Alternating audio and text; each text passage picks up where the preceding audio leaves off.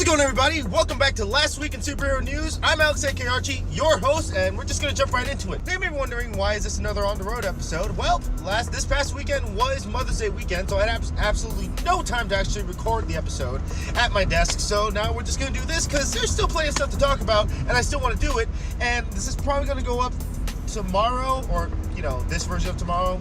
I'm putting this up the day after I record this, hopefully. We'll see. But yeah, we're just going to jump into it then. So, a lot of stuff is Marvel. I don't really know too much on DC at the moment. I don't think really there's anything going on, but we're just going to jump into Marvel. So, Endgame, because nothing stops Endgame at all.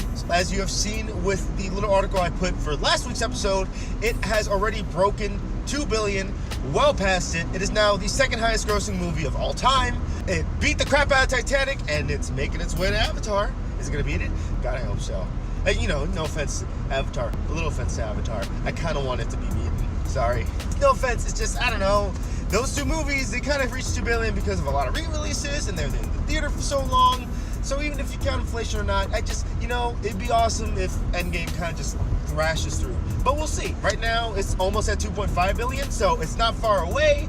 But it's already been in the theater for 3 weeks, so, you never know what happens. But be that as it may, it's still going pretty dang strong, especially considering what just came out this weekend was Detective Pikachu, which I saw with Jen, instead of seeing Endgame again. And side note, I know it's not superhero, but it was so cute. Definitely the best superhero, not superhero, definitely the best video game based movie I've ever seen. Definitely check that out. It's Pikachu. It's all fluff. It's like a little uncanny valley, so in some cases it's kind of creepy, but it's really cute. I need to see that one again, I'm not gonna lie. I'm going off a rant on Detective Pikachu. I'm moving on. The Spider-Man Far From Home trailer has come out last week as well. So, that was my water bottle. So, that came out with a warning in the beginning by Tom Holland saying that this trailer will have spoilers because it's going to pertain to the events of Endgame. Which, if you don't know, spoiler alert now, if you haven't seen Endgame, don't watch this part. If you haven't seen already, Tony Stark passed by sacrificing himself to stop Thanos and saving everybody and the universe. And that was an emotional moment. I cried, Nick cried, Jen cried. We all cried. We were all just a bunch of bawling babies. It still hurts, but we're just going to keep on trucking. And that's exactly what Far From Home seems to be going to focus on. Peter just lost another one of his father figures. He's currently walking on 3 now, because I know people assume Uncle Ben didn't happen, but he was also Spider-Man for 6 months before Tony even showed up.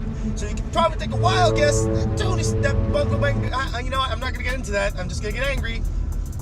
Anyway, he lost a third father figure. First his dad, then Uncle Ben, now Tony. He's not doing too hot right now. He really misses Tony.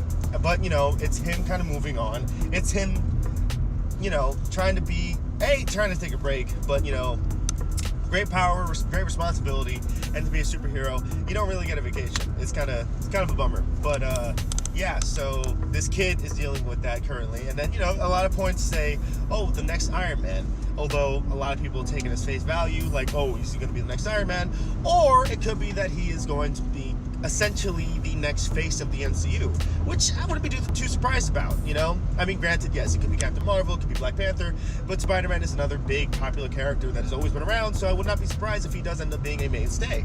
So, a mainstay, and by that I mean a main focus. So, we'll see what happens.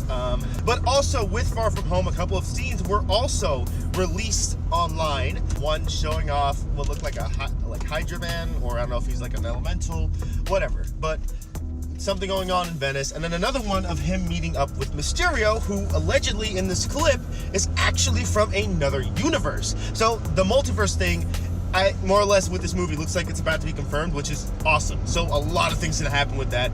Maybe I'll talk about that in another video, but that's huge. I'll say I have a lot of possibilities if they start opening up that can of worms, and I'm excited for that.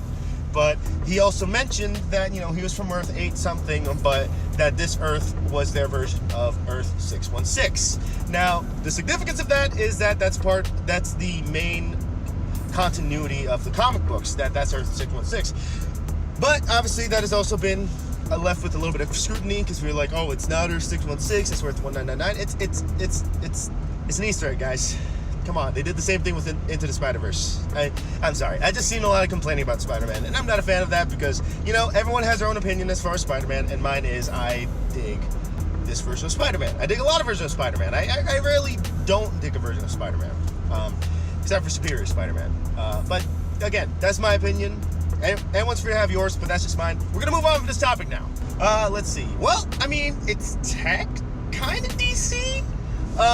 Brightburn, otherwise known as Lex Luthor Propaganda, is going to be coming out Memorial Day, and that also had a scene released online, the scene in the diner.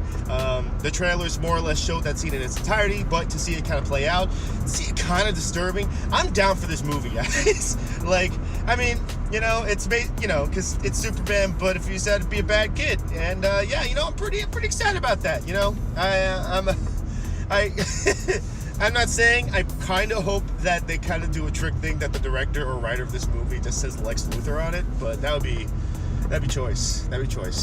Probably a lot of laws negating that though, so anyway. I think that's all I'm gonna get because this is probably dangerous to do. So I'm just gonna hold off here.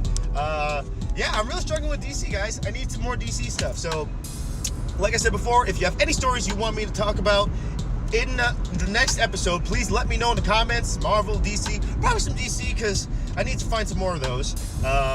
Yeah, and otherwise, please, if you like what you see, like, comment, subscribe, and I will see you guys in the next episode. Thank you guys so much for watching. Take care.